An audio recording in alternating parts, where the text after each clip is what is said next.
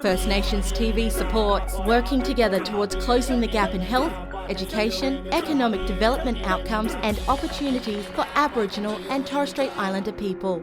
As Minister for Indigenous Health and the first Aboriginal Australian to be appointed to the Federal Ministry, it is my great honour and responsibility to work for better health outcomes for Aboriginal and Torres Strait Islander people in this country.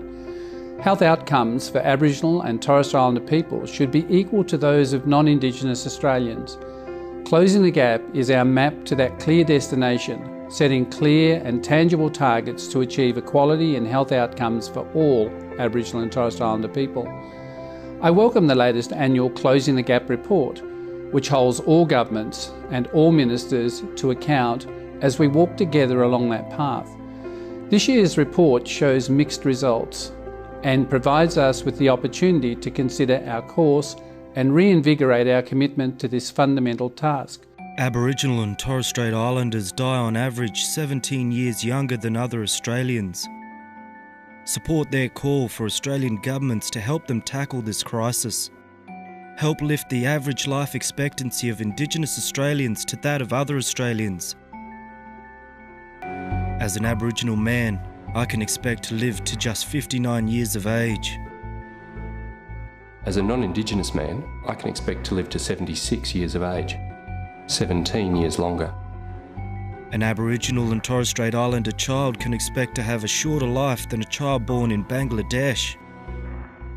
The infant mortality rate for Aboriginal and Torres Strait Islander infants is 3 times that of other Australian infants.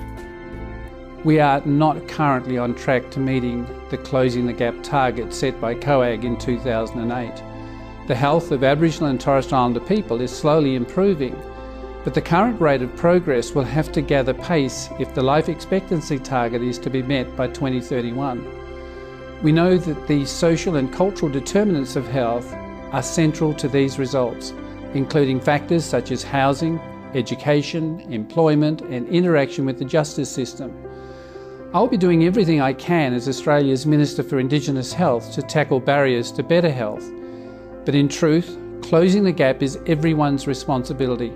Every parliamentarian, every Australian working to make change across the health and community services sector in our daily lives and endeavours. The government's new Directions program under the Better Start to Life initiative is a great example of change in action. We see community-led, intensive intervention by nurses and Aboriginal health workers specially trained to support mothers from early pregnancy all the way to starting school, and provides pathways for support and education for people to make healthy choices. Only by working together can we achieve our goal. Closing the gap is just not an Indigenous issue. It is an issue for all of us. It is an issue for our nation. I look forward to us continuing to work together to make greater strides in our journeys together as we address the gaps. In addition, I want to acknowledge those examples of work right throughout this nation where Aboriginal community-controlled health organisations and state and territory health systems have had outstanding successes, and acknowledge that there are jewels in the crown. We have to build on these if we are to make a difference in closing the gap and increasing life expectancy. Thank you.